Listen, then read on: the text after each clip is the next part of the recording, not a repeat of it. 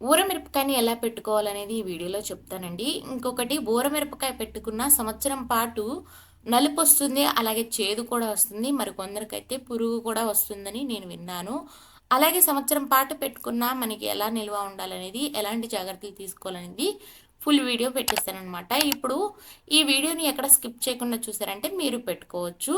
ఇవొచ్చేసి ఒక పావు కేజీ సన్నటి మిరగాయలు. అందులో మనకి ఇంకోటి మెయిన్ ఏంటంటే గింజలు తక్కువ ఉన్నవి తీసుకోవాలన్నమాట. అలాగే మిరగాయ సైజు వచ్చేసి చాలా పొడవుగా ఉండాలి. అప్పుడే ఊర మిరపకాయ చాలా టేస్ట్‌గాను తింటున్నప్పుడు మనకి ఫ్లేవర్ బావుంటుందనమాట. చిన్న మిరపకాయలో ఘాటు ఎక్కువగా ఉంటుంది. అలాగే ఊర మిరపకాయ అంటారు. మరి కొందరు చల్ల మిరపకాయ అంటారు. కొంతమంది ఉప్పు మిరగాయ అని కూడా అంటారు. అవి ప్రాంతాలను బట్టి వాటి పేర్లు మారుతాయి. బట్ ప్రొసీజర్ అయితే ఒక్కొక్కళ్ళు ఒక్కొక్క వెరైటీగా చేస్తారండి. నేనైతే ఈ ప్రొసీజర్స్‌లో చెప్తున్నాను. నచ్చినట్టయితే లైక్ చేయండి. అలాగే సబ్స్క్రైబ్ చేసుకోండి. నా ఛానల్‌ని విజిట్ చేసి మరెన్నో వీడియోలని ఆదరిస్తారని అనుకుంటున్నాను.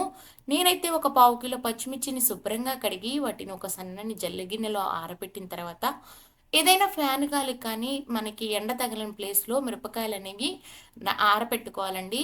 మిరపకాయ అనేది తడి ఉండడం వల్ల అది ఎక్కువ రోజులు నిల్వ ఉండదు. ఈలోపు మనం మజ్జిగ అనేది తయారు చేసుకుందాము.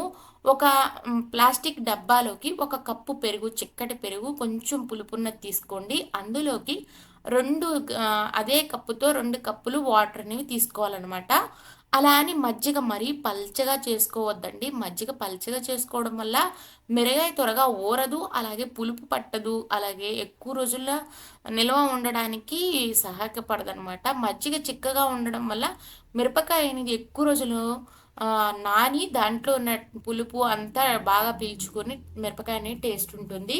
నేను తీసుకున్న పావు కిలో పచ్చిమిర్చికి ఒక కప్పు పెరుగు, దానికి 2 కప్పుల వాటరు, 2:30 టేబుల్ స్పూన్ల అంటే ఆ గరిటెతో 2:30 గరిటెలు కల్లుప్పు అనేది తీసుకున్నానండి. మెత్తటుప్పు తీసుకోవద్దు. ఓవర్‌గా ఉప్పు ఎక్కువైపోయి మిరపకాయ మనం తినలేమనమాట.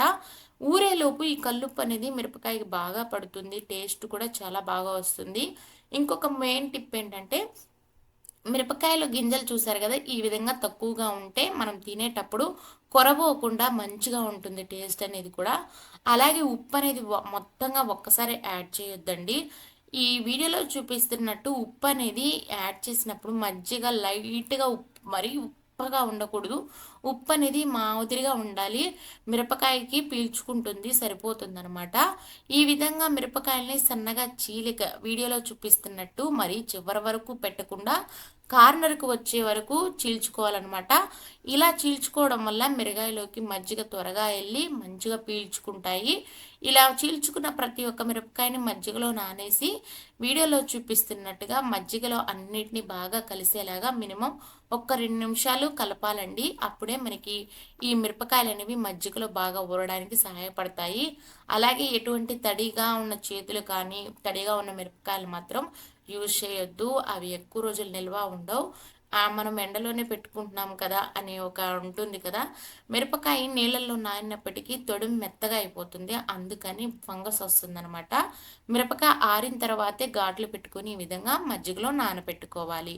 ఇవనేవి మనం రోజు మార్చి రోజు ఎండలో వేసుకోవాలి. అలా అని మనం ఈవినింగ్ ఒకసారి కలిపి అలాగే మరుసటి రోజు ఉదయాన్నే ఈ విధంగా ఒక స్టీల్ ప్లేట్‌లో మజ్జిగలో ఊరేసిన మిరపకాయలన్నిటిని ఎండలో ఎండబెట్టాలి. మిగిలిన మజ్జిగని మూత పెట్టి పక్కన పెట్టుకోవాలి. ఇప్పుడున్న ఎండ తీవ్రతకి అలాగే మజ్జిగ పులుపుకి 3 రోజుల్లోనే మనకి మిరపకాయ అనేది త్వరగా ఊరిపోతుందండి. ఆల్మోస్ట్ ఇది ఈవినింగ్ అనమాట. ఎండిన తర్వాత మళ్ళీ మనం ఇందాకల డబ్బా మూత మజ్జిగ పక్కన పెట్టుకున్నాం కదా! అందులో మళ్ళీ ఈ మిరపకాయలని మళ్ళీ ఊరేసుకోవాలనమాట. ఇలా మినిమమ్ 3 రోజుల వరకు ఊరేసుకుంటే సరిపోతుందండి. ఉప్పు అనేది మరొకసారి చెప్తున్నాను. అస్సలు ఎక్కువగా యాడ్ చేయొద్దు. ఎక్కువగా ఉప్పు వేయడం వల్ల కూడా మిరపకాయ కండ్ర వచ్చి చేదొస్తుంది. అలాగే నలుపొస్తుంది. తొందరగా అదే చిన్న చిన్న పురుగులు లాంటివి కూడా వచ్చే అవకాశం ఉంటుందన్నమాట. ఉప్పు ఎక్కువగా ఉండడం వల్ల. ఇది ఆ మరుసటి రోజు ఉదయాన్నే మళ్ళీ తీసి ఆరేస్తున్నాననమాట. ఇలా రోజు మార్చి రోజు మనం మిరపకాయలని బాగా ఊరనించి మనం మిరపకాయలనేవి ఎండబెట్టుకోవాలి. అలాగే ఈ మజ్జిగ, ఈ మిరపకాయలనేవి బాగా మనకి వేడిగా ఉన్న ప్లేస్‌లో పెట్టొద్దండి. ఎందుకంటే మజ్జిగ బాగా పులిసిపోయి మిరపకాయల స్మెల్ అనేవి మారిపోతాయి. ఓ మాదిరిగా వంటగదిలో పెట్టేసుకోండి. చూడండి ఓవరాల్‌గా 3 రోజుల తర్వాత మిరగాయలనేవి ఎండిపోయాయి. మీకు ఈ వీడియో ఎలా అనిపించింది? నచ్చినట్టయితే లైక్ చేయండి, సబ్స్క్రైబ్ చేయండి. మీరు ట్రై చేసి ఎలా వచ్చిందో కామెంట్ రూపంలో తెలపండి. Please like, do subscribe and thanks for watching అండి. అలాగే ఎలా వచ్చిందో కామెంట్‌లో తెలపండి.